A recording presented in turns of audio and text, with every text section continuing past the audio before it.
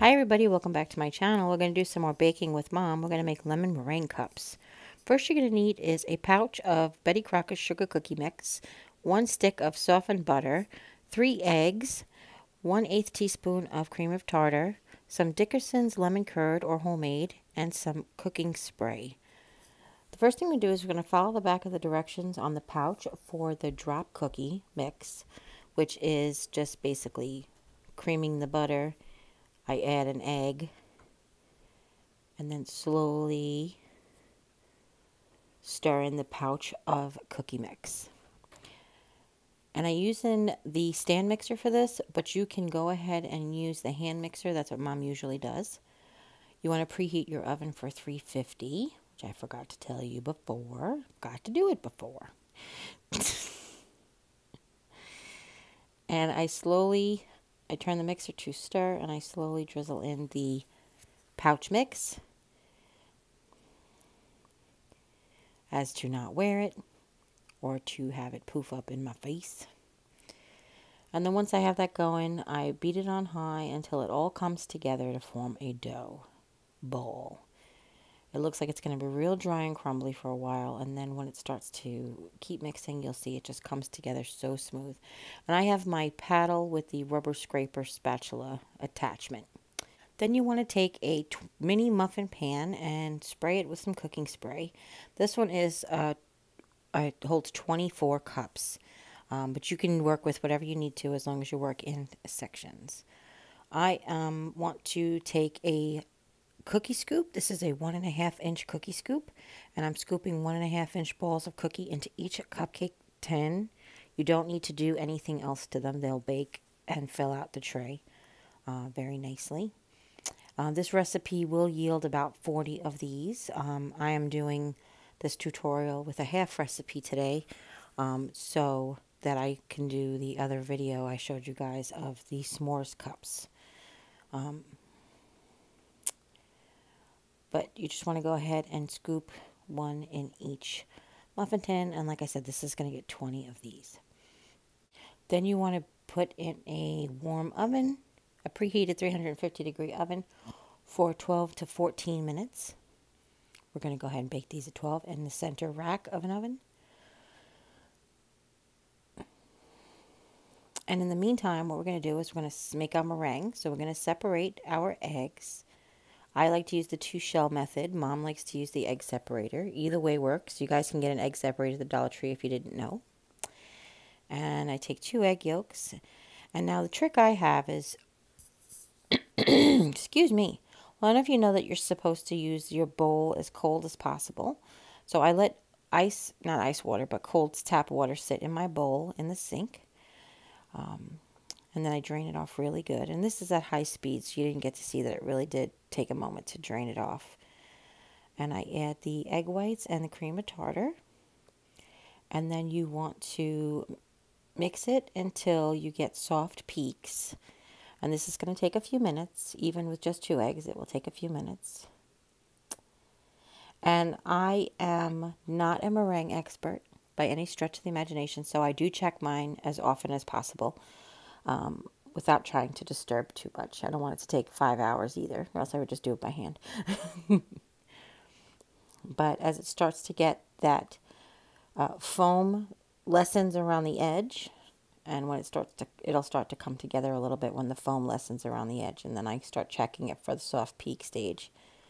And I realized that one thing that wasn't on the ingredients list in the beginning was 1 tablespoon of white sugar. So you want to make sure that you have that as well. I'm so sorry about that. And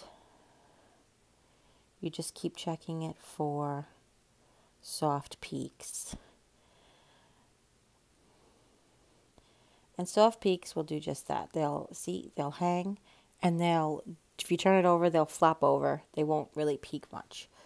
So now go ahead and just take your tablespoon and tap it on the edge of the bowl. And you want to slowly stream in your sugar so it doesn't become a big lump of sugar anywhere.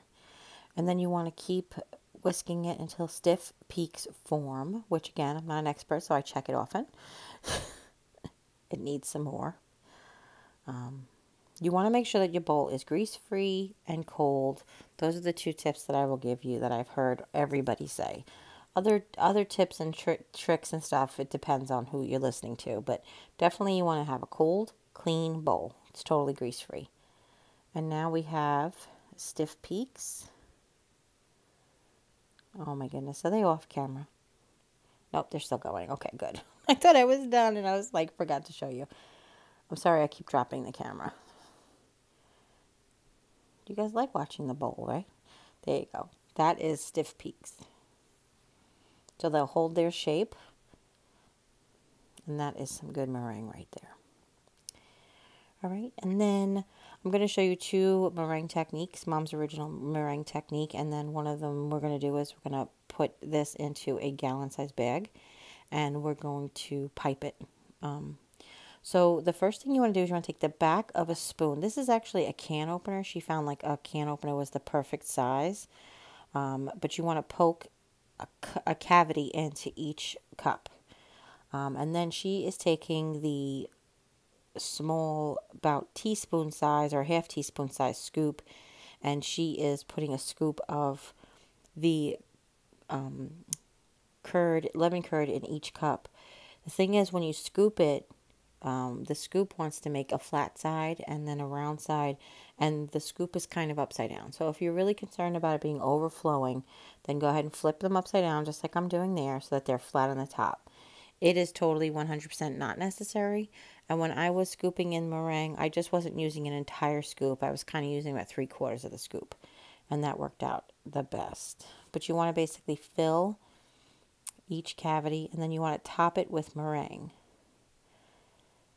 So Mom's going to start topping it with meringue there. She's going to go get a knife because it's hard for her to scoop. And there you go. She's topping like that. You want to make sure you cover all the lemon curd, kind of go from crust to crust, and top it the best you can. Now, it isn't necessary, like sometimes when you get a lemon meringue pie and they tell you to make those little peaks so that each little peak, the top gets brown. Because these are so little, that is not 100% necessary. If you really want to do that, you can. It's just hard to control. When you're putting meringue onto these warm cups that just came out of the oven, it doesn't want to hold on there very well. So it will come up if you go to make all of those little marks on the top. It may just lift off of the entire thing. So you see how Mom's doing it with the spoon method, and she's using the knife. I'm going to take this gallon-sized Ziploc bag, and I'm going to put the rest of the meringue in one corner and cut the tip off. You can also use a piping bag if you want, but I figure everybody's got Ziploc bags at home, right? And I'm just going to plop, plop, plop, plop, plop. Fill in wherever there wasn't.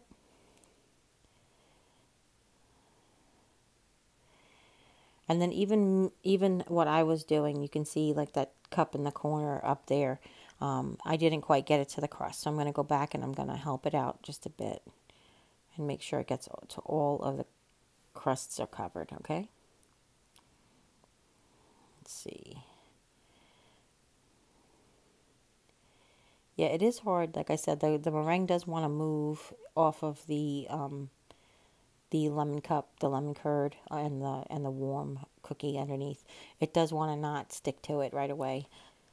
And then you just return these back to the oven, same temperature, and bake for another 10 minutes. And when they come out, they'll be golden brown on top. They're so yummy. Now we're going to let them cool in the pan for about 10 minutes. So it's going to make it easier for them to pop out without you wrecking the tops. Because, you know, you're going to want to wreck the tops. I'm just kidding. These are such a delicious, elegant hors d'oeuvre. And you guys saw how easy it was. And it's using a jar of lemon curd, a cake pouch, a cookie pouch, and just some homemade meringue. So if you start off making these, you can perfect your meringue, and then if you want to upgrade, you can make your own lemon curd, and if you want to upgrade even further, you can make your own sugar cookie dough. And that is it. And these are absolutely delicious. I'm not lying. So that is what that looks like. And this is what happy looks like.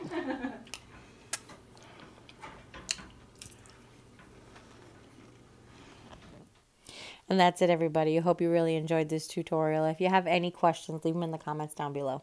Don't forget to give this video a thumbs up if you liked it, and share with friends and family. Anybody you know might be interested in making these cute little desserts. And if you haven't liked yet, click subscribe. Join the family. When you do, a little bell will pop up. When you ring that bell, YouTube will let you know whenever I upload a new video. And as always, take care. God bless. See you next time. Merry Christmas from me and Mom. Bye.